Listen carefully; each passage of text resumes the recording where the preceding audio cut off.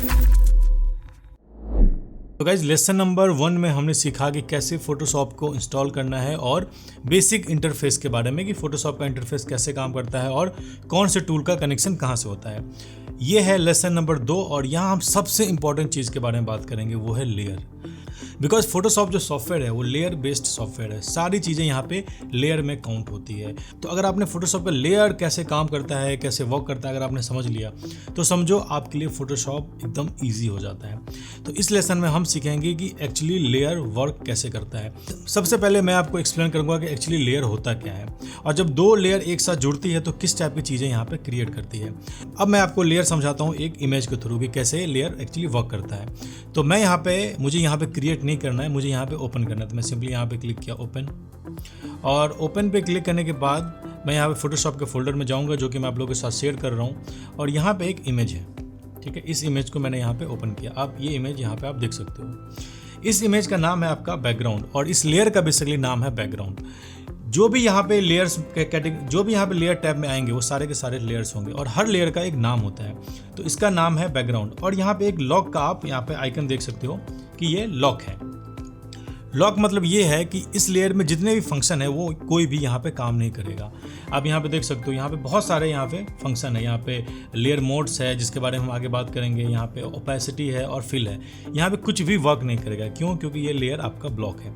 अगर आप यहाँ पे इसको एडिटेबल बनाना चाहते हैं तो सिंपली आपको यहाँ पे लॉक को पे डबल क्लिक करना पड़ेगा। अब क्या है कि ये आपका ओपन हो गया। या तो लॉक पे क्लिक कर दीजिए या फिर लेयर पे डबल क्लिक करने से ये एडिटेबल हो जाता है, ठीक है। अब ये है आपका लेयर नंबर 0। अब इसको नाम भी देख सकते हो। तो मैं यहाँ पे सिंपली नाम दे रहा हूँ लेयर 1, ठीक है। ये आपका हो गया लेयर 1।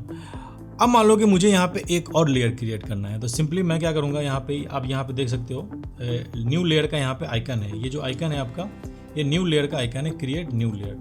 तो सिंपली मैंने यहाँ पे एक न्यू लेयर क्रिएट किया। जो भी चीज़ इस पिक्चर पे आप ऐड करोगे वो एक नया लेयर की तरह काउंट होगा, वो एक एज ए न्यू लेयर यहाँ पे काउंट होगा। कुछ भी आप ऐड करो, शेप, टेक्स्ट, कुछ भी पेंट, कुछ भी आप यहाँ पे ऐड करो। जैसे मान लो मुझे यहाँ पे पेंट करना है तो सिंपली मैं यहाँ पे पेंट ब्रश लिया। ये जो ब्रश होता है वो पेंट है, इसके बारे में भी हम आगे बात करेंगे। तो फिलहाल मैं आपको दिखा रहा हूँ। तो सिंपली मैंने यहाँ पे एक ब्रश लिया और मैंने यहाँ पे कुछ पेंट किया। तो अब ये जो पेंट है ये है लेयर नंबर 2। अब यहाँ पे देख सकते हो ये लेयर नंबर 2 है। ये मूव टूल है, सबसे फर्स्ट जो होता है वो मूव टूल है। अब मैं अगर मूव करूँगा, अगर इसको मूव करूँगा तो यहाँ पे सिर्फ लेयर नंबर 2 मूव होगा और लेयर नंबर 1 पे हम कुछ भी नहीं कर पाएंगे क्योंकि हमने यहाँ पे सेलेक्ट नहीं किया है। तो अब हमारे पास 2 लेयर है। अगर हमें फर्स्ट लेयर के साथ कुछ करना है तो हमें फर्स्ट लेयर यहाँ पे सेलेक्ट करना पड़ेगा और सेकंड लेयर के साथ कुछ करना है तो हमें यहाँ पे सेकंड लेयर को यहाँ पे सेलेक्ट करना पड़ेगा। सिंपली मान लो कि मुझे फर्स्ट लेयर को इस ब्रश को मुझे उठा के यहाँ रखना है तो मैं यहाँ पे लेयर नंबर 2 को सिलेक्ट करूँगा और सिंपली ब्रश को यहाँ पे ले आऊँगा। तो guys layer number 1, layer number 2 बहुत ज़्यादा कंफ्यूजिंग होता है, इसलिए आपको हर लेयर का जो भी आप लेयर इसमें क्रिएट कर रहे हो सबका आपको एक नाम रखना है। तो जैसे मैंने यहाँ पे ब्रश क्रिएट किया है तो मैं यहाँ पे नाम रखूँगा इसका ब्रश, ठीक है। अब मुझे पता है कि कौन सा ब्रश है और कौन सा हमारा लेयर है। पीछे वाले लेयर का मैं नाम रख देता हूँ जैसे बर्ड्स। तो अब मुझे सिंपली पता है कि बर्ड्स वाले लेयर कौन से हैं और ब्रश वाले लेयर कौन से हैं। तो अगर मुझे ब्रश वाले लेयर को अगर मुझे मूव करना है तो मैं सिंपली ब्रश वाले लेयर पे यहाँ क्लिक करूँगा और इसको कुछ भी कर पाऊँगा। मूव करना है, कुछ भी करना है, हम उस पर कर पाएंगे। अगर मुझे बर्ड वाले को करना है तो हम बर्ड को यहाँ से मूव कर सकते हैं कहीं भी। ये बहुत सिंपल फंडा है। जिस लेयर के साथ कुछ भी आपको इफेक्ट करना है, मूव करना है, क्रॉप करना है, डिलीट करना है, आपको वो लेयर वहाँ पे सेलेक्ट करना पड़ेगा। तो जैसे मान लो मैंने यहाँ पे ब्रश पे क्लिक किया है और मैं बर्ड के साथ कुछ करना चाहूँ, डिलीट करना चाहूँ, कुछ भी करना चाहूँ तो वो नहीं होगा। अगर मैं जैसे डिलीट बटन दबाऊंगा हमारा ब्रश डिलीट हो जाएगा। इसीलिए हमें क्या करना है, जिस लेयर के साथ हमें कुछ भी करना है, इफेक्ट डालना है, डिलीट करना है, कुछ भी करना है तो हमें उस पर यहाँ पे क्लिक होना चाहिए। अब बारी आती है कि लेयर एक्चुअली वर्क कैसे करता है। तो अगर आप बहुत ध्यान से देखोगे, मैं आपको सिंपल तरीके से एक बहुत अच्छे एग्जाम्पल के थ्रू मैं आपको समझा रहा हूँ। मान लो कि मैं यहाँ पे एक शेप ड्रॉ कर रहा हूँ। सिंपली यहाँ पे गए, ये इस पे जाओगे और यहाँ पे है रेक्टेंगल शेप। मैं यहाँ पे एक शेप मैंने यहाँ पे ड्रॉ किया, सिंपल।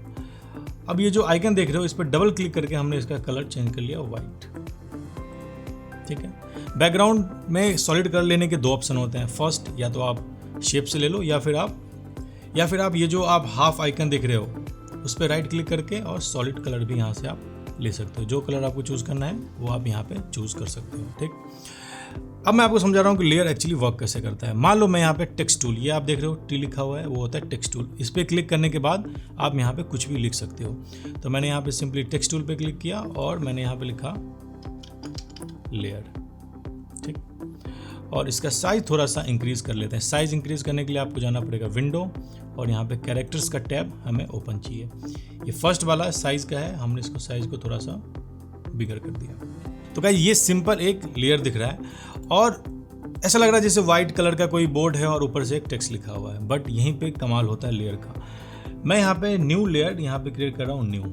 ठीक है, अब मैं जा रहा हूँ ब्रश, ये रहा आपका ब्रश टूल, और ब्रश पे क्लिक करने के बाद मैं यहाँ पे राइट क्लिक करके यहाँ पे सॉफ्ट राउंडेड वाले ब्रश मैं यहाँ पे पिक कर रहा हूँ। ठीक, और साइज थोड़ा सा ब्रश का इंक्रीज कर रहा हूँ, इतना। कलर मैंने यहाँ पे ब्लैक लिया हुआ है, आप चाहो तो कोई सा भी कलर ले सकते हो यहाँ पे क्लिक करके, और कोई सा भी कलर यहाँ पे सेलेक्ट कर सकते हो। ठीक है, ये कलर टैब होता है। मुझे ब्लैक चाहिए तो मैंने यहाँ पे सिंपली ब्लैक लिया। ठीक है, और मैंने यहाँ पे एक ब्रश ड्रॉ किया। अब यहाँ पे देख सकते हो, अब जो बाकी के लेयर्स है उस सबको मैं यहाँ पे हटा रहा हूँ बस आपको समझाने के लिए। तो पीछे वाले का मैं नाम रख रहा हूँ बैकग्राउंड। ठीक है, दूसरे वाले का टेक्स्ट है तो मैं यहाँ पे लिख रहा हूँ टेक्स्ट। ठीक है, और थर्ड है ब्रश, तो मैं यहाँ लिख रहा हूँ ब्रश। अब ये सब कुछ नॉर्मल लग रहा है, जैसे अब ये सब कुछ नॉर्मल और सब कुछ अजीब सा लग रहा है और कुछ इसमें इफेक्ट नहीं आ रहा है। यही आपका फोटोशॉप का मैजिक है। जैसे मैंने इस ब्रश को कंट्रोल टी किया, कंट्रोल टी करके ये ट्रांसफॉर्म हो जाता है। इसके बारे में मैं आपको शॉर्टकट भी बताऊंगा आगे। और कंट्रोल टी करके मैं इसको शिफ्ट होल्ड करके मैंने इसको इस तरफ हल्का सा खींचा। ठीक, और इसको मैंने नीचे की तरफ हल्का सा खींचा और इसको इसके नीचे मैंने यहाँ पे लगा दिया। ठीक है, और इसकी ऑपेसिटी यहाँ से हल्की सी डाउन कर दिया। अब आप इसको देखो, अब ये कैसा लग रहा है। अब इसको आप ध्यान से देखो, अब ऐसा लग रहा है कि टेक्स्ट हवा में है और वो उसका शैडो बन रहा है। आप चाहो तो शैडो को और भी ज़्यादा रियलिस्टिक बना सकते हो, सिंपल। अब ये गाइस फ्लैट इमेज नहीं लग रहा है, अब ये 3D इमेज बन गया सिर्फ और सिर्फ एक शैडो ऐड करने से। तो लेयर बेसिकली ऐसे ही वर्क करता है। अगर मैं इस लेयर को ऑफ कर दूं तो ये नॉर्मल फ्लैट इमेज, अगर मैंने इसको ऑन कर दिया तो एक 3D इमेज बन रहा है। यही मैं आपको समझाने की कोशिश कर रहा हूँ कि फोटोशॉप में जितनी भी चीज़ क्रिएट होती है वो सब एक लेयर के थ्रू क्रिएट होती है। जैसे कि मैंने ये एक डिज़ाइन बनाया हुआ, यहाँ पे हर चीज़ एक लेयर है और हर चीज़ के लेयर के ऊपर एक लेयर है। इसमें यहाँ पे देख लो हर चीज़ एक लेयर है। यहाँ पे एक फ्लावर लेयर है और टेक्स्ट लेयर है और सारी की चीज़ एक लेयर है और एक दूसरे के साथ मर्ज किया गया है। उसी तरीके से हम यहाँ भी कर सकते हैं। मान लो जैसे ये लेयर नंबर मैं इसको कर रहा हूँ 1। ठीक है, और मुझे यहाँ पे एक मान लो एक शेप कोई सा भी शेप ड्रॉ कर रहा हूँ और वो हो जाएगा आपका लेयर नंबर 2। मान लो मैं यहाँ पे सर्कल ड्रॉ कर रहा हूँ तो ये आपका हो गया लेयर नंबर 2। मैं ऐसे कर देता हूँ लेयर 2। ठीक है, अब इसका मैं कलर कर देता हूँ मान लो रेड। ठीक है, जस्ट हाईलाइट करने के लिए, दोनों एक कलर का ना रहे। अब अगर इस लेयर के ऊपर आप इसको ओवरलैप करोगे तो क्या होगा कि लेयर के ऊपर आ रहा है। इसका मतलब यहाँ भी आप देख सकते हो इस टेक्स्ट के ऊपर ये लेयर है, लेयर टेक्स्ट के ऊपर लेयर नंबर 2 है तो वो ओवरलैप करेगा। अगर चाहते हो कि आप अगर आप चाहते हो सर्कल वाला लेयर पीछे जाए तो हमें वो चीज़ यहाँ पे करना पड़ेगा। हमको जस्ट इसको नीचे की तरफ इसको मूव करना पड़ेगा तो ये इसके पीछे चला जाएगा। लेयर ऐसे ही वर्क करता है फोटोशॉप में, एक लेयर के ऊपर दूसरा, दूसरे के ऊपर तीसरा, तीसरे के ऊपर चौथा। अगर आप चाहते हो इसको ओवरलैप ना करे तो आप इसको मूव करके इधर भी लिख सकते हो और इसको यहाँ भी लगा सकते हो। बट सारे लेयर जब एक साथ कनेक्ट होते हैं वो एक इफेक्ट क्रिएट करता है। जैसे कि मैंने पहले आपको दिखाया कि ये एक शैडो का इफेक्ट क्रिएट कर रहा है। अगर मैं इसको पीछे लगा दूंगा तो ये इसके पीछे जैसे क्रिएट कर रहा है, इसको नीचे कर दूंगा तो ये तीनों एक शैडो यहाँ पे बनता हुआ आपको दिख रहा है। आई थिंक अब आपको लेयर समझ में आ गया। फर्स्ट कि फोटोशॉप में अगर आप काम कर रहे हो और कोई भी डॉक्यूमेंट पे जितने भी ऑब्जेक्ट आप लोगे तो सब एक लेयर होता है और हर लेयर का आपको नाम रखना चाहिए कि कन्फ्यूजन ना हो। आप जो भी लेयर लेते हो वो सेम वैसे ही वर्क करता है जैसे कि आप रियल लाइफ में वर्क करता है। मान लो कि कोई सामान टेबल पर रखा हुआ है और हमें उसको टेबल के नीचे रखना है तो हमें उसको टेबल के नीचे रखना पड़ेगा, है ना, हमें उसको टेबल के नीचे रखना पड़ेगा। सेम ऐसी है। अगर यहाँ पे देख रहे हो यहाँ पे एक लेयर 1 है और उसके ऊपर हमें अगर इस सर्कल को लगाना है तो हमें उसको ऊपर यहाँ पे उसको ऊपर रखना पड़ेगा तो उसके ऊपर जाएगा, नहीं रखोगे तो उसके ऊपर वो नहीं जाएगा। जैसे रियल लाइफ में लेयर वर्क करता है, सेम उसी तरीके से लेयर फोटोशॉप में भी वर्क करता है। और लेयर समझना बहुत ईजी था, आपने समझ लिया। जितने भी चीज़ें आप यहाँ पे डालोगे सब के सब एक लेयर में काउंट होंगे। तो ये मैंने समझाया कि लेयर एक्चुअली वर्क कैसे करता है। अब मैं आपको बताता हूँ कि लेयर का रियल लाइफ एग्जाम्पल कैसे होता है, उससे आपको और ज़्यादा बेटर तरीके से आप इसको समझ पाओगे। ठीक, तो मान लो मैं यहाँ पे इस सर्कल को डिलीट कर रहा हूँ, सिंपली डिलीट बटन प्रेस करो, डिलीट हो जाएगा। इसको भी मैं यहाँ पे डिलीट कर रहा हूँ और इस लेयर 1 का जो नाम है उसको मैं फिलहाल यहाँ पे लिख रहा हूँ बर्ड। ठीक है, और इसको मैं इसका साइज में थोड़ा सा इंक्रीज कर रहा हूँ। सिंपली मैं यहाँ पे इसको इंक्रीज कर रहा हूँ। ठीक है, अब मैं यहाँ पे एक बर्ड का एक लेयर डालूंगा। तो सिंपली मेरे पास एक लेयर है बर्ड का, उसको मैं यहाँ पे सिंपली क्लिक किया और इसको ड्रैग करके सीधा आप इसको फोटोशॉप में ले जाके यहाँ ले जाके आप छोड़ दो। ठीक है, और इसका साइज मैं थोड़ा सा इंक्रीज कर रहा हूँ लाइक दिस। ठीक है, अब आप यहाँ पे देख सकते हो जो आपका बर्ड है इसके ठीक पीछे जा रहा है। ठीक है, अब हमारे पास बैकग्राउंड में कलर करने का ऑप्शन है, तो मैं यहाँ पे सिंपली डबल क्लिक किया और इसका कलर मैं मान लो ये ले लेता हूँ। ठीक है, और इसको मैंने कंट्रोल टी किया, जिसके बारे में अभी हम बात करेंगे। कंट्रोल टी मतलब ट्रांसफॉर्म, और इसको मैंने यहाँ पे कर दिया। अब आप यहाँ पे देख सकते हो कि ये लेयर नंबर, इसको मैं लिखता हूँ टेक्स्ट 1, और इसी का मैं एक और टेक्स्ट यहाँ पे ले रहा हूँ। तो राइट क्लिक एंड डुप्लीकेट। ठीक है, और ये डुप्लीकेट हो गया। ये है आपका टेक्स्ट नंबर 2।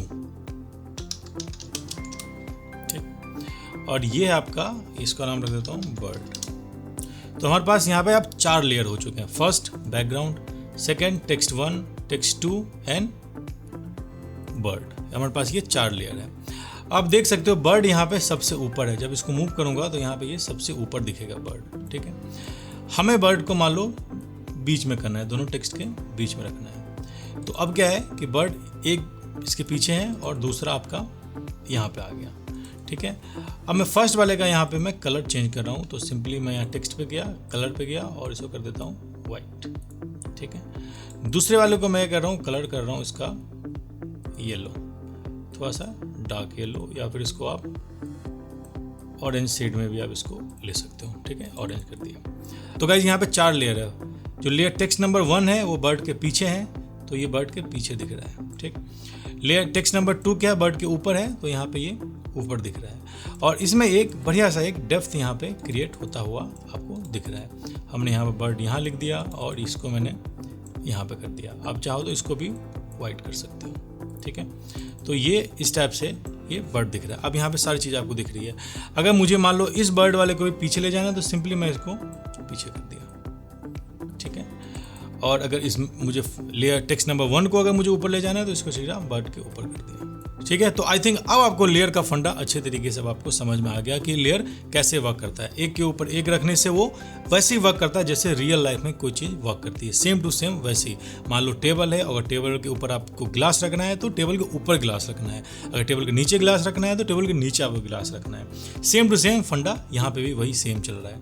अगर मान लो इस बैकग्राउंड को अगर मैं सबसे ऊपर कर दूंगा तो सारी चीज़ उसके नीचे चली गई, हमें यहाँ पे कुछ नहीं दिखेगा। और अगर मान लो सिर्फ मैंने लेयर को उसके ऊपर कर दिया तो ये यहाँ पे बर्ड वाला लेयर आपका ऊपर आ गया। आई थिंक अब आपको लेयर का फंडा अच्छे तरीके से समझ आ चुका होगा। अब हम चलते हैं सीधा लेसन नंबर 3 की तरफ, और वहाँ हम जानते हैं सबसे इंपॉर्टेंट चीज़ फॉन्ट के बारे में।